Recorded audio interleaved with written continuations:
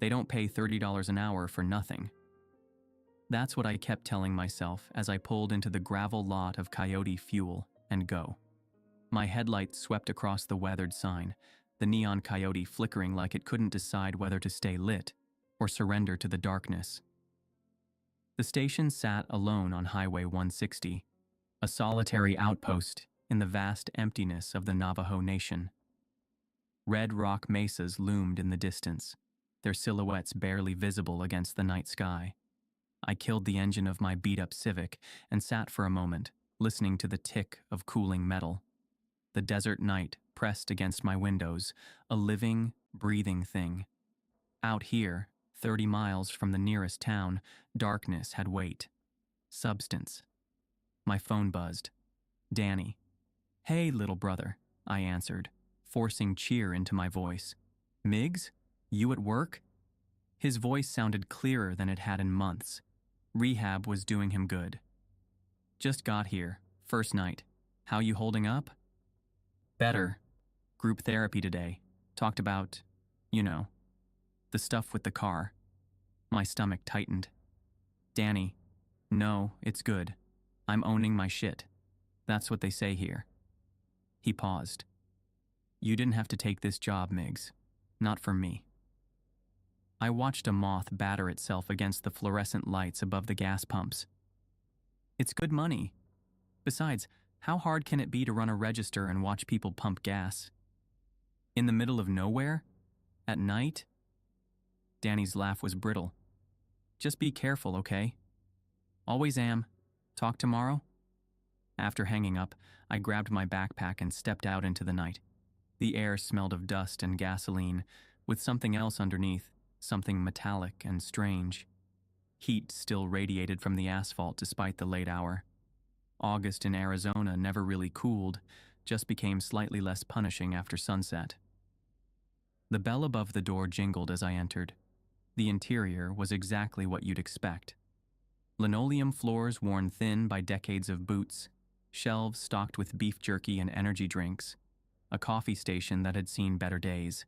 A dusty boombox on the counter played classic rock, the volume low enough that it was more texture than sound. "You must be Miguel." I turned to find a man emerging from the back room. Hank Yazzie looked exactly like his voice had sounded on the phone, weathered, substantial, with deep creases around his eyes that suggested he'd spent a lifetime squinting into the sun. His silver hair was pulled back in a short ponytail, and turquoise stones gleamed at his wrists. "Call me Miggs," I said, extending my hand. His grip was dry and firm. Hank. Owner, manager, and sometimes janitor. He gestured around.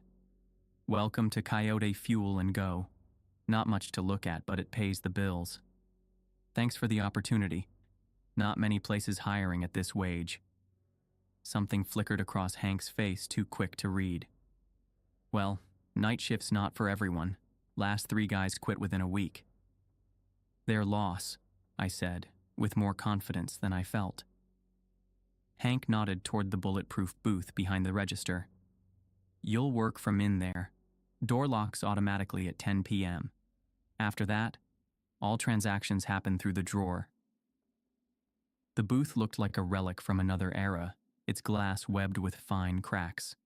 A stool, register, and small desk fan occupied the cramped space. Not exactly comfortable, but it would do. "Training's pretty straightforward," Hank continued, leading me behind the counter. "Register's old but reliable. Gas pumps need to be authorized from here." He pointed to a panel of switches. "Security cameras cover the pumps and store. Panic button under the counter calls the tribal police, but they're about 40 minutes out, so..." "So don't panic?" I offered. He didn't smile. "There are rules here, Miggs." "Important ones." I nodded, suddenly aware of the weight in his voice. "First, never sell jerky, tobacco, or Slim Jims to anyone with yellow eyes." I waited for the punchline. It didn't come. "Yellow eyes," I repeated. "Like jaundice?" "You'll know it when you see it." Hank's expression remained deadly serious.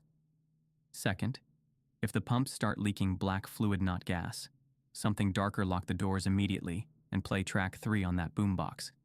Don't stop it until the leaking stops. I glanced at the ancient cassette player. What's on track 3? A chant. Old Navajo prayer. He waved away my question. And third, most important, never answer the payphone. He pointed to a faded blue payphone mounted on the wall near the bathrooms. It looked like it hadn't been used since the 90s. Does it even work? I asked. It shouldn't, Hank said flatly. Any questions? A dozen, but something in his expression warned me not to ask them. No, sir. No jerky for yellow eyes. Play track 3 for black leaks. Ignore the phone. Got it. He studied me for a moment, then nodded. Good. I'll be back at dawn to relieve you. Emergency numbers are by the register. Cell service is spotty out here, so don't count on it. After a cursory tour of the stockroom and bathroom, Hank headed for the door. He paused with his hand on the frame. One more thing. Between 2 and 4 a.m. things can get strange. Just follow the rules, and you'll be fine. Before I could ask what he meant, he was gone, the bell jingling in his wake. Through the windows, I watched his pickup disappear down the highway, taillights swallowed by darkness. And just like that, I was alone. The first few hours passed uneventfully. I familiarized myself with the register, organized the candy rack, and scrolled through my phone until the signal finally gave out. By midnight, I'd had exactly 2 customers, a local woman buying cigarettes and a bleary-eyed college kid filling up his tank on the way to Flagstaff. At 1:30 a.m., the bell jingled. A trucker built like a refrigerator lumbered in, his arms decorated with faded tattoos. A rattlesnake curled around his forearm, its diamond pattern disappearing under his sleeve. Evening, I called from the booth. He grunted in response, making his way to the drinks cooler. As he bent to grab a Red Bull, something odd caught my eye. His shadow on the wall seemed wrong, longer than it should be, with strange protrusions from the head that looked almost like antlers. I blinked, and it was normal again. The trucker approached the booth, setting down the energy drink and a lighter. "Pump 4, he said, sliding across 2 20s. As I rang him up, I noticed a peculiar smell like wet fur and something burnt. I breathed through my mouth. "Long haul?" I asked, making conversation to distract myself. "Always is." His voice was gravel and smoke. "You're new." It wasn't a question. First night. He pocketed his change without counting it. "Won't be many." Before I could respond, he turned and walked out. Through the window, I watched him fuel his semi. His movements were stiff, mechanical. When he finished, he stared directly at the store for a long moment before climbing into his cab and pulling away. I released a breath I hadn't realized I was holding. The digital clock on the register blinked to 2 a.m. "Things can get strange," Hank had said. I shook my head, trying to dislodge the unease that had settled at the base of my skull. Just road fatigue and poor lighting playing tricks. Nothing more. The bell jingled again. A woman stood in the doorway, her sundress white in the fluorescent light. She moved with an odd gliding step toward the jerky display, her back to me. Dark stains mottled the fabric of her dress oil, maybe, or...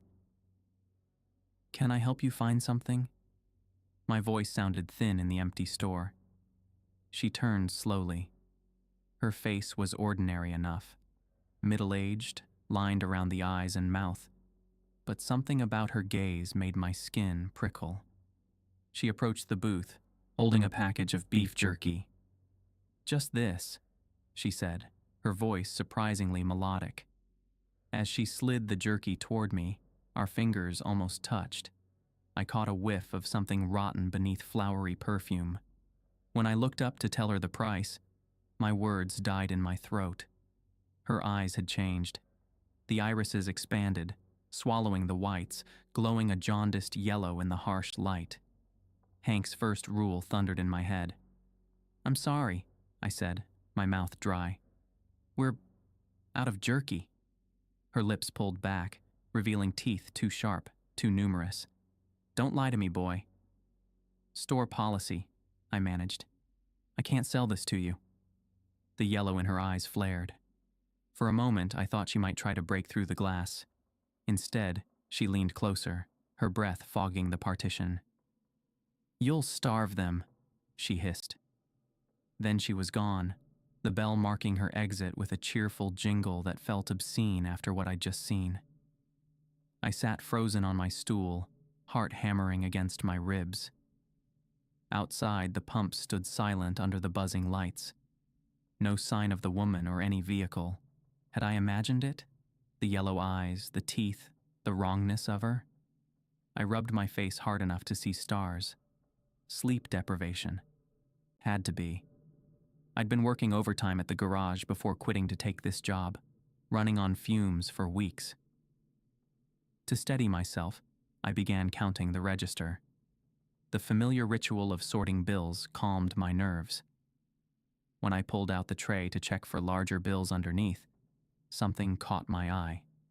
The corner of a photograph. I tugged it free. A Polaroid, faded with age. It showed Hank, looking much younger, standing beside something that turned my stomach. The figure was humanoid, but wrong too tall, too thin, its skin appearing to hang loosely, as if it didn't quite fit. Its face was blurred, either by motion or deliberate smudging. Written at the bottom in faded blue ink, "Feeding time, 1999. I flipped it over. Nothing. The boombox switched songs, the opening notes of Don't Fear the Reaper filling the silence. I quickly tucked the photo into my pocket, suddenly certain I wasn't meant to have seen it. Outside, the desert stretched endlessly under stars that seemed too bright, too close.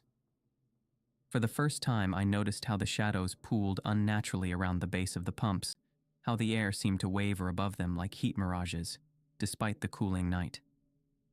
I checked the time. 2:33 a.m. Things can get strange. I still had a long way to go until dawn. The desert doesn't forget. My grandmother used to say that, back when I was small enough to sit on her lap.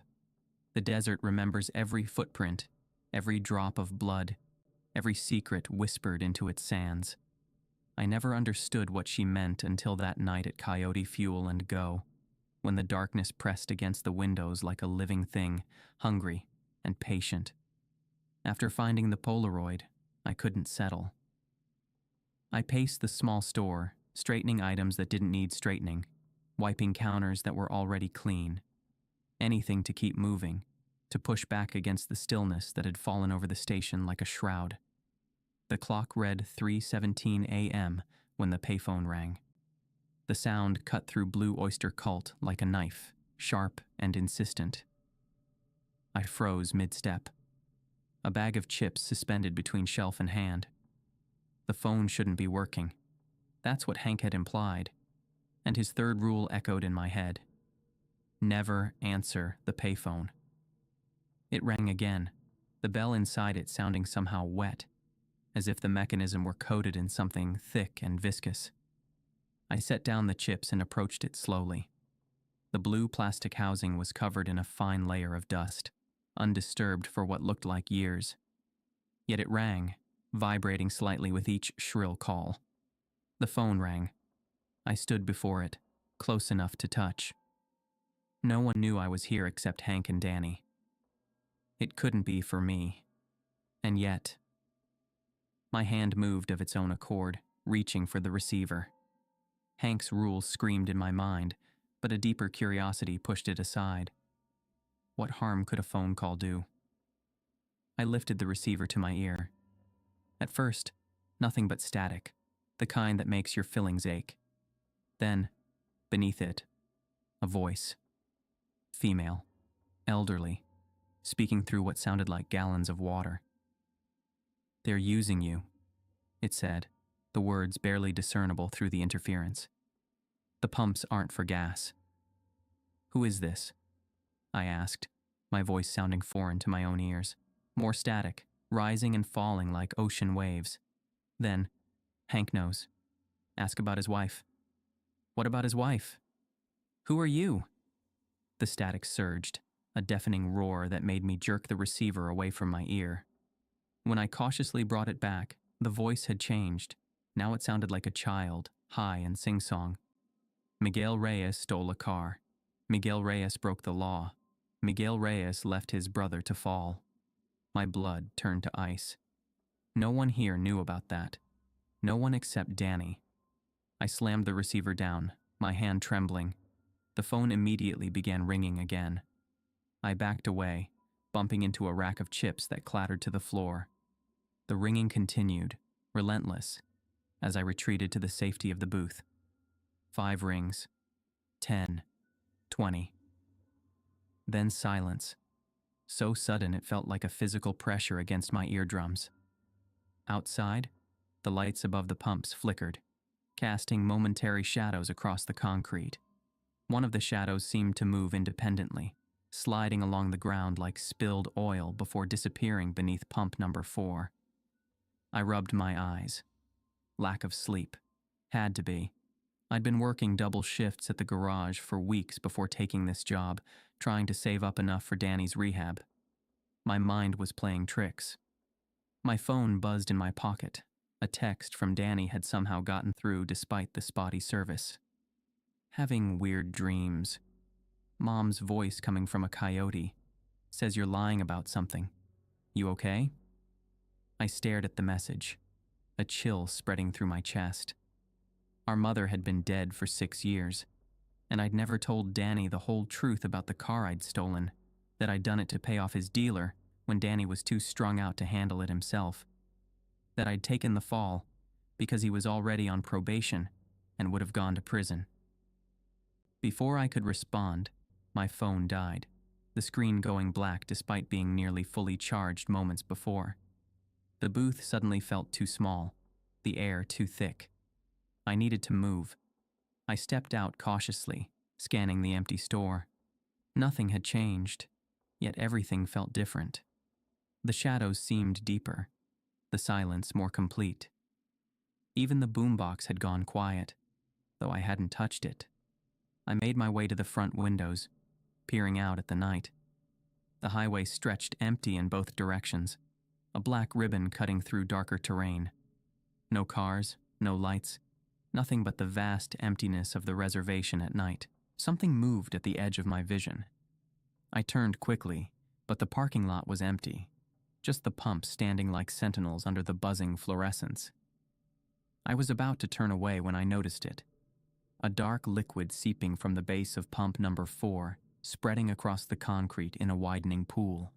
Not gas, something darker. Hank's second rule crashed into my consciousness. If the pumps leak black fluid, lock the doors and play track 3. I scrambled back to the booth, fumbling with the door lock controls. The electronic locks engaged with a heavy thunk that reverberated through the empty store. Then I moved to the boombox, hands shaking as I pressed the eject button. The cassette inside was unlabeled, the plastic case yellowed with age. I pushed it back in and hit play.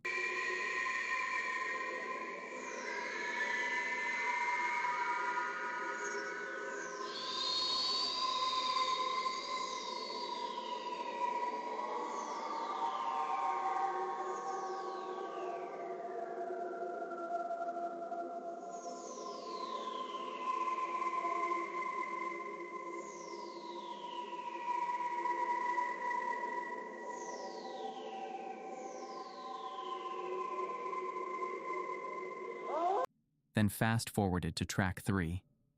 What emerged from the speakers wasn't music.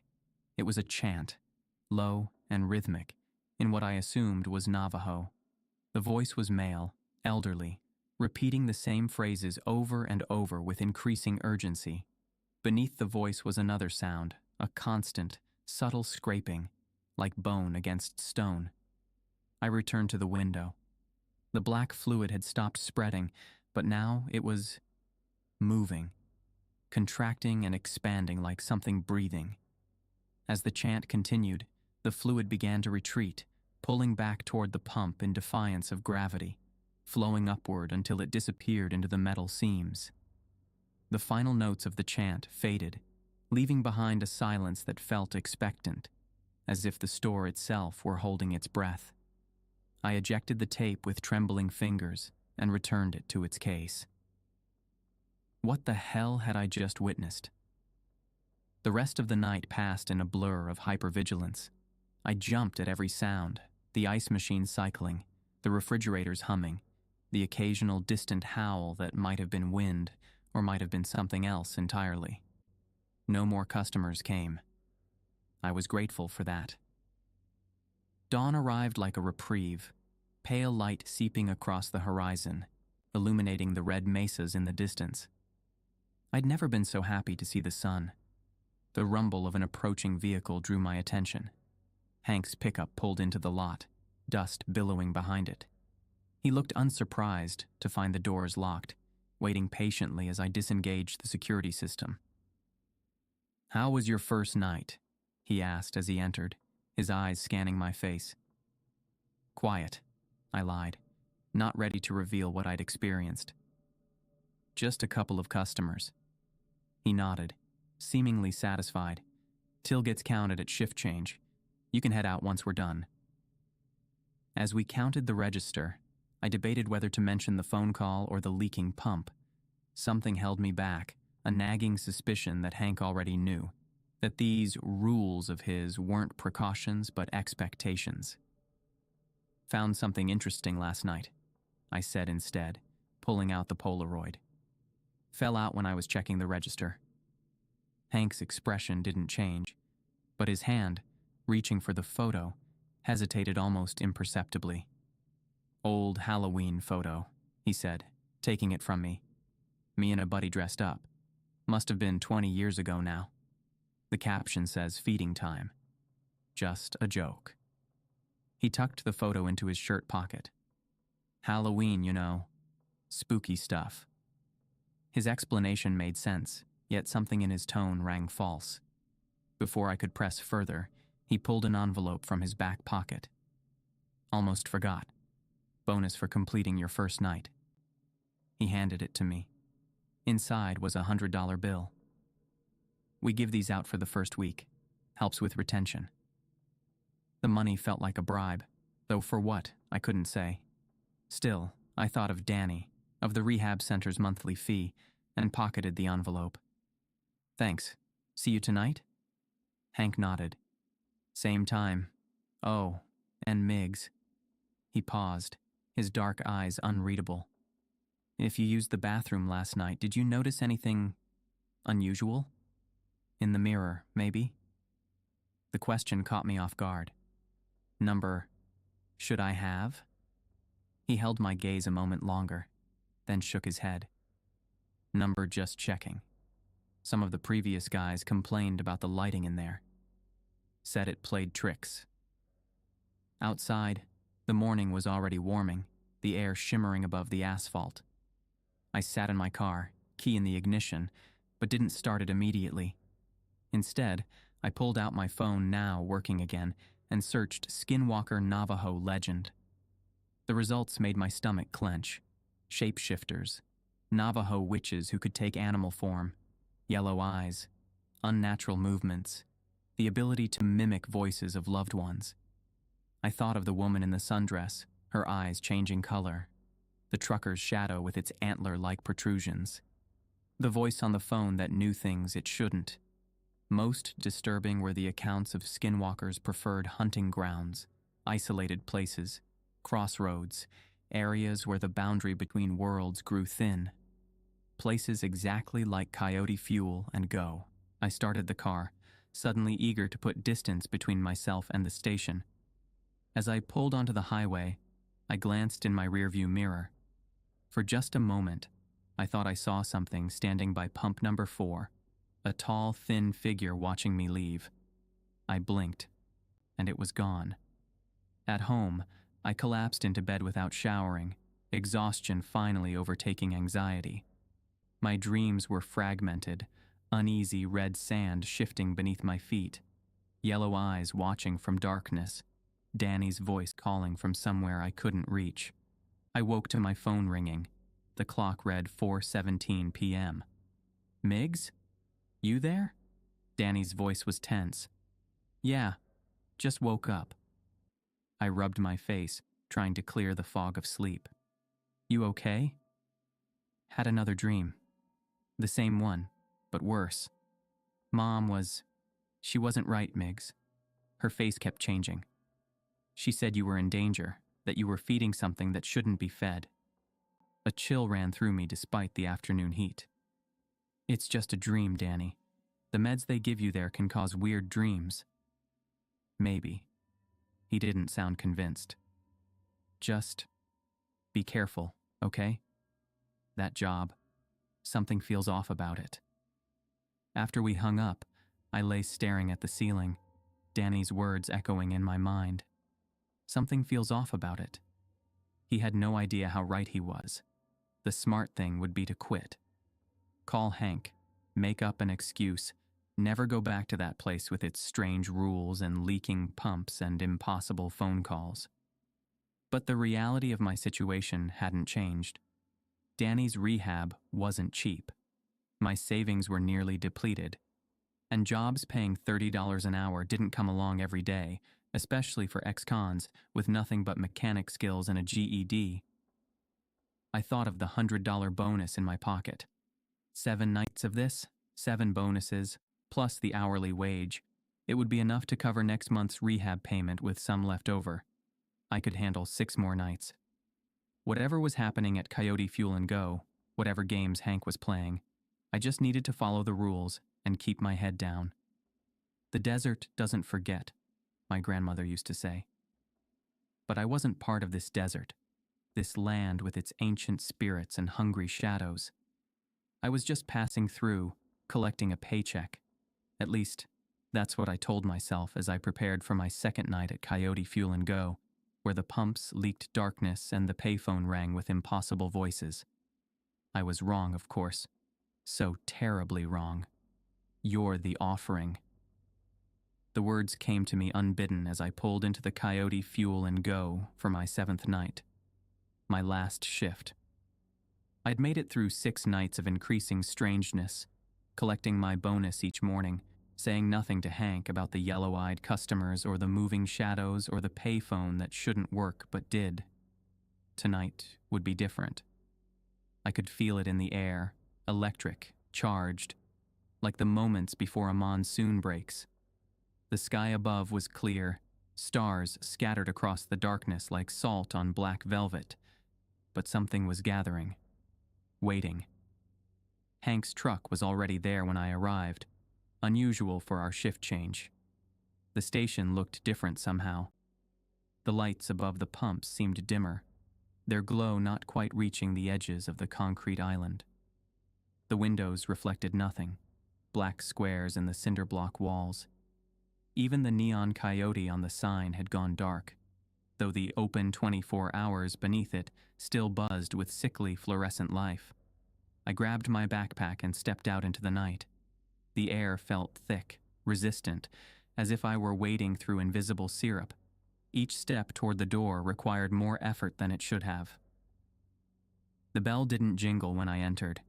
It hung motionless above the door, though I felt the rush of air as the door swung shut behind me. "Hank?" I called. No answer. The store was empty, the usual hum of refrigerators and freezers conspicuously absent. The only sound was the soft tick of the analog clock above the register.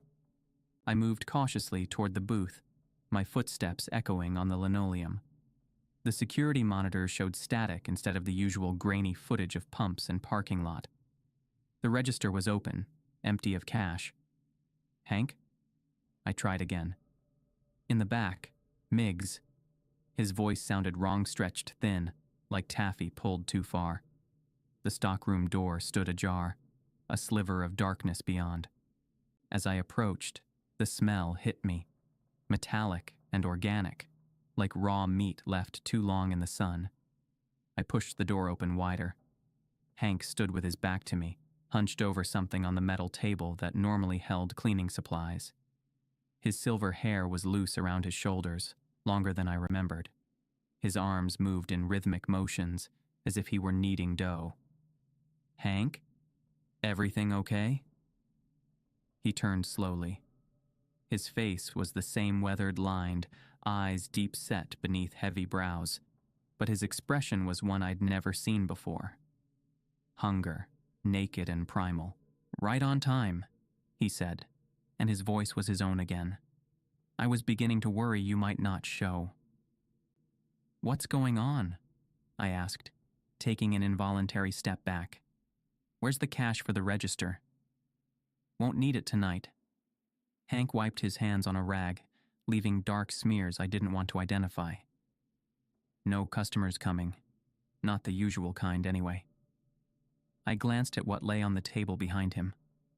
A clay figurine, roughly shaped like a coyote, its surface covered in symbols I didn't recognize. Beside it, a knife with a bone handle, its blade coated in something dark and viscous. "What is that?" I asked, though I wasn't sure I wanted the answer. "Protection," Hank said simply. "And invitation." He moved toward me with surprising speed for a man his age. Before I could react, he had grabbed my arm, his grip like iron. "I've been watching you, Miggs. You're perfect. Strong heart, strong will." His eyes gleamed in the dim light. "The others weren't right. Too weak, too scared. But you answered the phone. You saw the woman with yellow eyes and didn't run. You played the chant when the pumps bled." I tried to pull away, but his fingers only tightened. "Let go of me, Hank. Can't do that.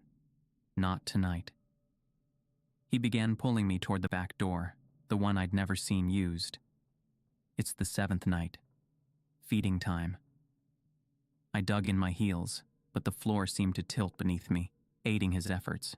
The back door swung open of its own accord, revealing not a parking lot or alley, but a stretch of desert bathed in moonlight. Impossible. The stockroom backed up to a storage shed, not open land. "What the hell is this?" I demanded, real fear blooming in my chest. "The real coyote fuel," Hank said, dragging me through the doorway. "What's been here long before the gas station, before the highway, before any of us?" The desert night enveloped us.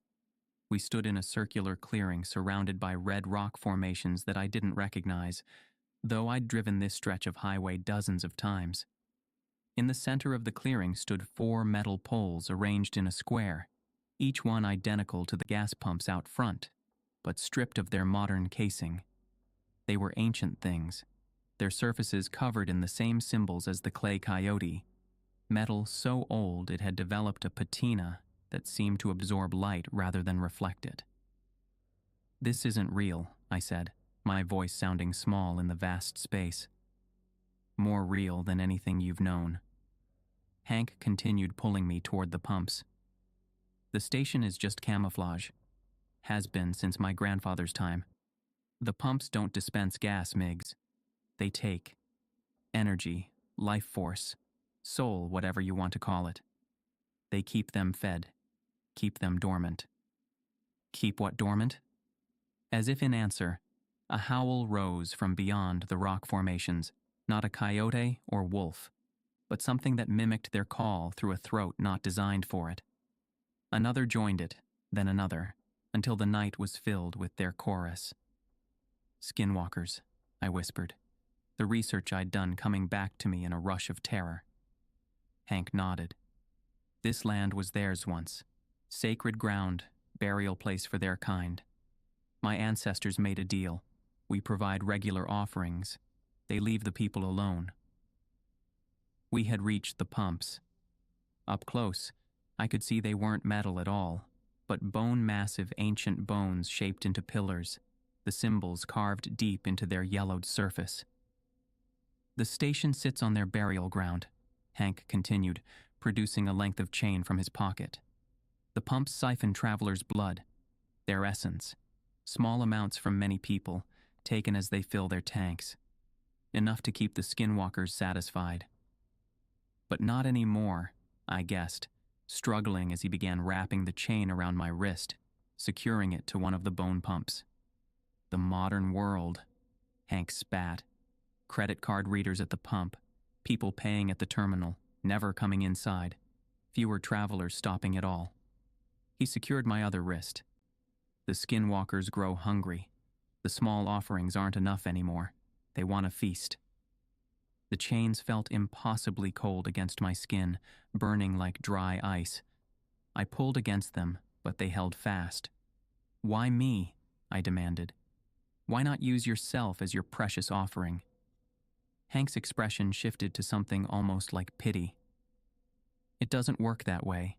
My bloodline is bound to them as keepers, not food. Besides, he added, stepping back to survey his work, they're hungry for young blood, strong blood. They're hungry for you, Miggs. You're insane, I spat, still struggling against the chains. They're hungry, Hank repeated, as if I hadn't spoken. Your brother's too weak.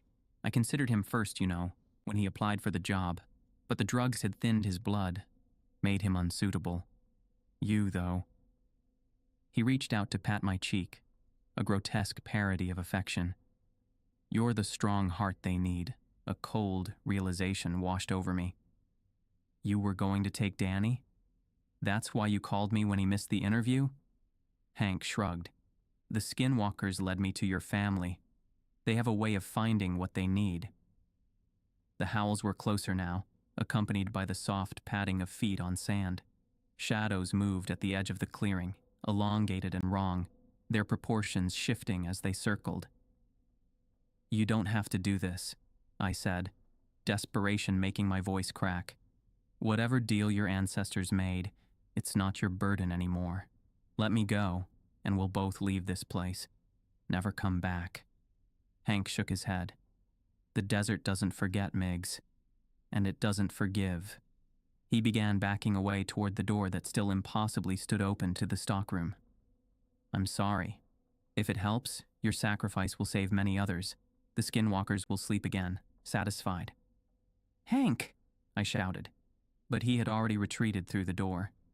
It swung shut behind him, vanishing completely and leaving only unbroken rock face where it had been. I was alone in the clearing with the bone pumps and the approaching shadows. Burn it all. The words surfaced in my mind with startling clarity as I stared at Hank through the truck's window. His weathered face was calm, patient, as if he had all the time in the world. Behind him, yellow eyes floated in the darkness like malevolent fireflies, watching, waiting. I had one advantage Hank didn't know about, one secret I'd kept during my week at Coyote Fuel and Go. I was a mechanic before I was anything else. While Hank spoke, his voice a dull murmur through the glass, my hand slid beneath the seat, fingers searching for what I knew would be there. Every truck driver keeps basic tools in their vehicle. Hank, meticulous as he was about his station, wouldn't be different. My fingers closed around cold metal. A tire iron. You need to accept this, Miggs, Hank was saying, his breath fogging the window between us. The Skinwalkers have chosen you. Fighting only makes it worse. I kept my expression neutral, my movements unhurried as I pulled the tire iron into my lap, concealing it with my forearm. If I come with you, I said, loud enough for him to hear through the glass. What happens to Danny? A flicker of surprise crossed Hank's face. Your brother? Nothing. This was never about him. You said you considered him first, that the Skinwalkers led you to my family. Hank nodded. They have a sense for suitable vessels, but once they tasted your essence through the pumps, they lost interest in him. You're the strong heart they need. I leaned closer to the window, as if considering his words. And if I refuse? If I don't come willingly? Then they take you anyway, Hank said simply. But they'll be angry, hungry. They might seek out Danny after all to punish your defiance. The threat ignited something in me, a cold, focused rage that cleared my head like nothing else could. I nodded slowly, making a show of resignation. "Open the door, Miggs," Hank said, his voice gentler now. "It'll be over quickly, I promise." I reached for the door handle with my left hand. With my right, I gripped the tire iron. The door swung open. Before Hank could react, I swung the tire iron with every ounce of strength I possessed, connecting with his temple. The impact made a sound like a melon splitting. Hank crumpled without a sound. The Skinwalkers reacted instantly, their howls rising into the night as they surged forward. I slammed the door shut, but not before I'd grabbed Hank's key ring from his belt. Among the keys was a small object, a clay token shaped like a coyote, identical to the one I'd seen on the table in the stockroom. I didn't have time to wonder about its significance. The Skinwalkers were on the truck now, their bodies slamming against the metal with enough force to rock the vehicle.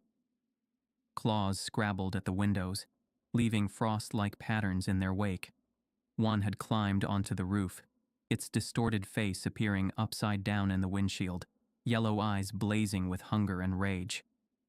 I jammed the key into the ignition, praying that whatever had killed the engine wasn't mechanical. The starter clicked weakly, the battery nearly drained. "Come on," I muttered, trying again. Click. Nothing. A spiderweb crack appeared in the passenger window as something struck it with tremendous force. Another hit and the glass would give way. I tried the ignition one more time, pumping the gas pedal, though I knew it wouldn't help with a fuel-injected engine. The starter whined, then caught. The engine roared to life. I didn't hesitate. I threw the truck into drive and stomped on the accelerator. The vehicle lurched forward, tires spinning in the loose sand before finding purchase. The Skinwalker on the roof tumbled off, its shriek cut short as it disappeared from view. The headlights illuminated nothing but empty desert ahead, but in the distance, I could make out the faint glow of artificial light. The highway, civilization, safety. I drove recklessly, bouncing over rocks and scrub brush, the truck's suspension groaning in protest. In the rearview mirror, I could see the Skinwalkers giving chase, their unnatural bodies allowing them to move with impossible speed. But they couldn't match the truck at full throttle. Gradually, they fell behind, their glowing eyes diminishing to pinpricks in the darkness. The glow on the horizon grew stronger. I was getting closer to the highway, to escape. Then I saw it, a familiar silhouette against the night sky.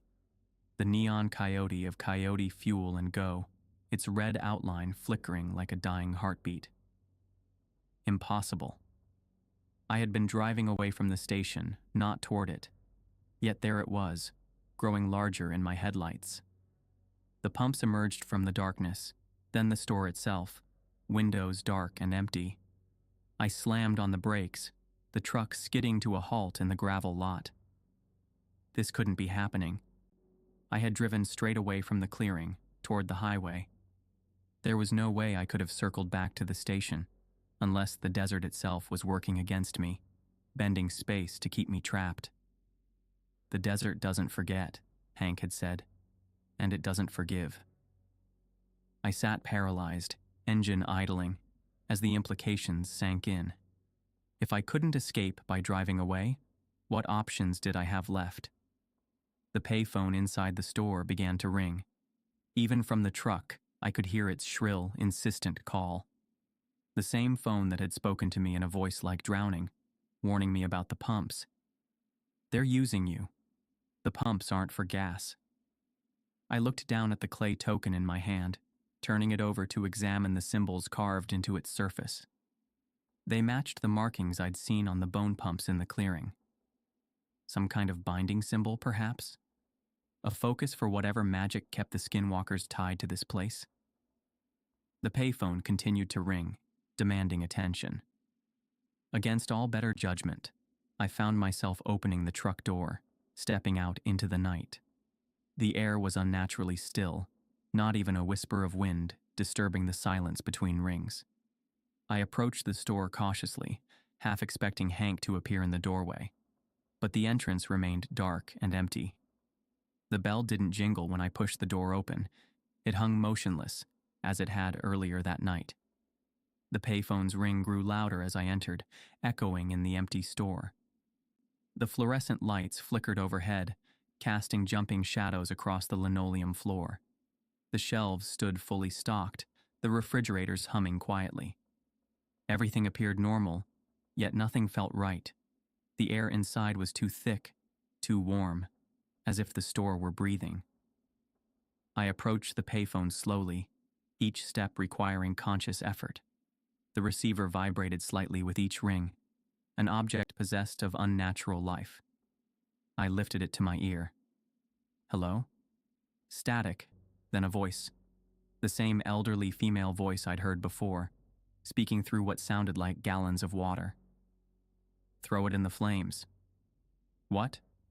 The token, Hank's token. Throw it in the flames, and the binding breaks. Who are you? I demanded. A pause, then. I was Hank's wife. A chill ran through me. The skinwalker in the clearing, the one that had dragged Hank away. It had worn a woman's face. His wife's face? You're one of them, I said. I was human once, the voice replied. Before Hank's grandfather sacrificed me to them. Before I became the first keeper. I don't understand. The Yazzie family doesn't just tend the pumps, Miguel. They become them eventually. Hank's time was ending. He needed a replacement. You. My grip tightened on the receiver. Why are you helping me? Because 70 years is long enough. The voice grew fainter, the static increasing. Burn it all. Free us. The line went dead. I stood frozen, the receiver still pressed to my ear, trying to process what I'd heard. Hank hadn't just been selecting a sacrifice, he'd been choosing his replacement. Another keeper to tend the pumps, to feed the skinwalkers with the essence of travelers. And his wife, or what remained of her, wanted me to end it. Throw it in the flames. I looked down at the clay token in my hand. If what the voice said was true, this object was key to breaking whatever bound the skinwalkers to this place. But what flames? The desert night was cool and still, no fire in sight. Then I remembered my first instinct when I'd found myself back at the station. Burn it all. I was a mechanic. I knew how engines worked, how fuel systems operated, and I knew that beneath the concrete islands where the pumps stood, massive tanks held thousands of gallons of gasoline. My plan formed with crystalline clarity. I returned to Hank's truck and drove it directly to pump number 4, the one that had leaked black fluid, the one I'd been chained to in the clearing. I positioned the vehicle so that its gas tank was aligned with the pump, then retrieved the tire iron from the cab. Working quickly, I used the iron to pry open the pump's maintenance panel. Inside was a tangle of wires and tubes, the modern disguise for something far older. I could feel it now, a subtle vibration, a wrongness that emanated from the pump's core. Beneath the plastic and metal housing lay bone, ancient and hungry. I disconnected the safety shutoff valve, the mechanism that prevented gasoline from flowing when no one was actively pumping. Then I jammed the nozzle trigger with the gas cap from Hank's truck, creating a continuous flow. Gasoline began pouring onto the concrete, spreading in a widening pool around the pump. I repeated the process with the other 3 pumps, working methodically, despite the growing sense of urgency. The skinwalkers would return soon. They would sense what I was doing. When all 4 pumps were gushing gasoline, I retreated to the store. The smell of fuel was overwhelming, burning my nostrils and making my eyes water. I needed something to create a spark, something that would ignite the gasoline from a safe distance. Behind the counter, I found Hank's cigarettes and a book of matches, but striking a match and throwing it wouldn't give me enough time to get clear of the blast. I needed a delay. My gaze fell on my wristwatch, an old-fashioned wind-up with a metal case and band. The battery in the truck's key fob was too small, but the watch, if I could create a short circuit with the watch battery and something metallic, it might generate enough heat to ignite the gasoline fumes. I removed the watch and pried open the back with the tire iron, extracting the small battery. Then I found a paper clip in the register drawer and straightened it out. By connecting the positive and negative terminals of the battery with the metal clip, I could create a short circuit.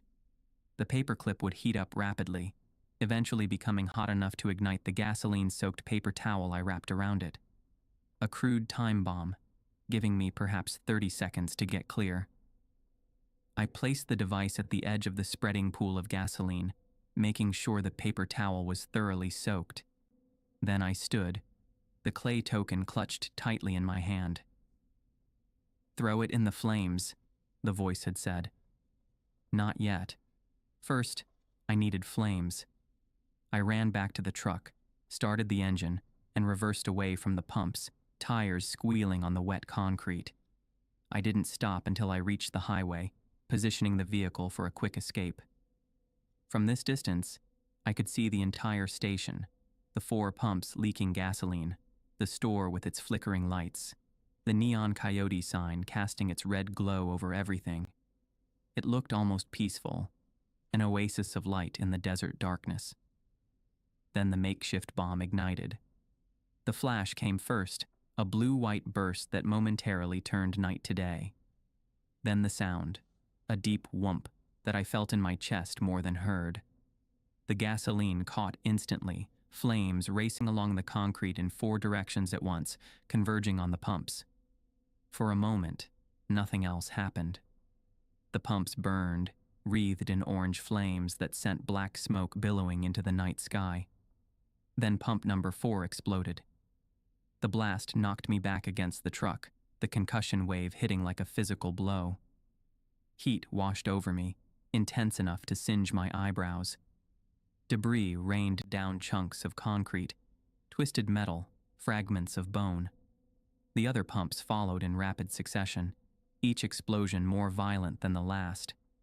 The underground tanks ignited, turning the entire station into a roaring inferno. The store's windows blew out, glass shards glittering like diamonds as they caught the firelight. The roof collapsed inward, consumed by hungry flames.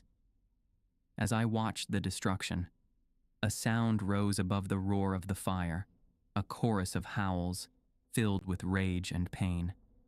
Dark shapes materialized at the edge of the firelight, pacing back and forth, but unable or unwilling to approach the flames. Skinwalkers, dozens of them, their yellow eyes reflecting the fire like evil stars. The clay token grew hot in my hand, vibrating with the same frequency as the howls.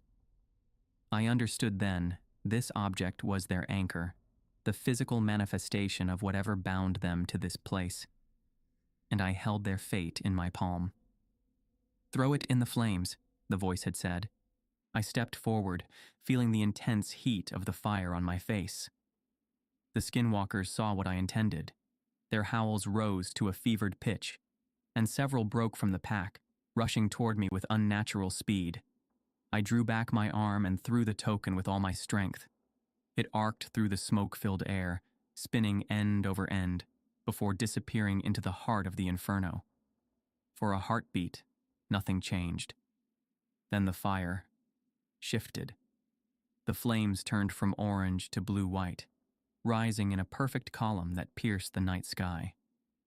The heat intensified, becoming almost unbearable even from my position by the highway. The Skinwalkers